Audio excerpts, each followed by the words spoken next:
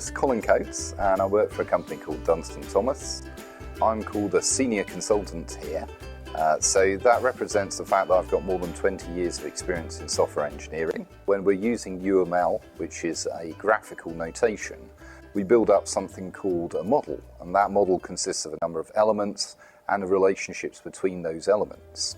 I'm going to add a new diagram from scratch here, and the diagram is a UML structural diagram and it's a class diagram. So I'm creating a new class, and the class I'm going to call it light bulb.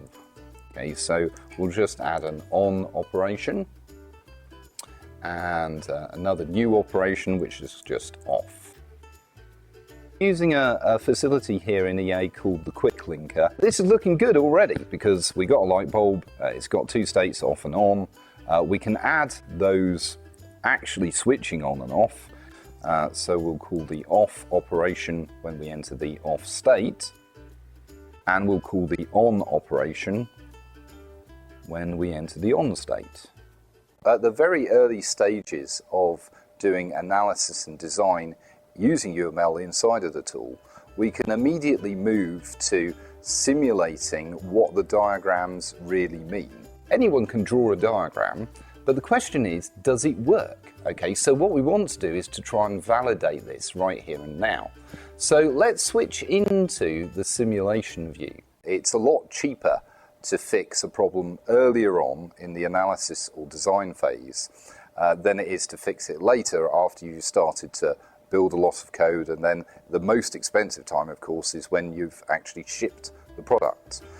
So model simulation enables you to verify your design at a very early stage. We can immediately see is our diagrams working. UML itself and also Enterprise Architect as a tool are both very rich in what they can do. So there's an awful lot of functionality to be had, which is very beneficial, of course, once you understand it. But at the initial stages, you're confronted with a near vertical learning curve in some cases.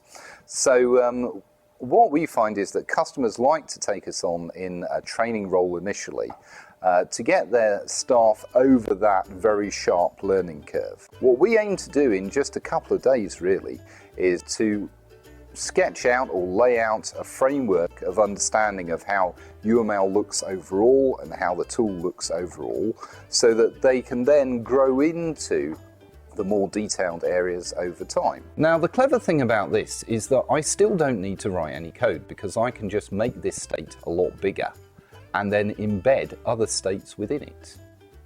Okay, so we'll have a flashing off state and another flashing on state.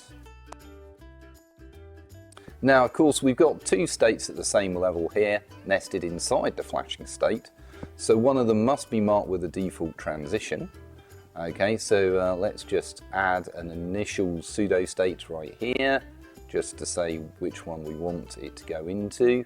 Once you've started to build your class model and added the behavioral diagrams, then you can just go and move straight into simulation. We need to start this simulation off, then we can see the simulation events. If I bring across the waiting triggers here, we can see we could either go flash or go on, so we can still go on and we can still go off. So now we can validate the new functionality here, which is to go flash, and there you go. So from this very brief demonstration, you can get a feeling for the utility of being able to simulate a diagram. Then you can proceed into implementing the software with a great deal more confidence than you could do otherwise.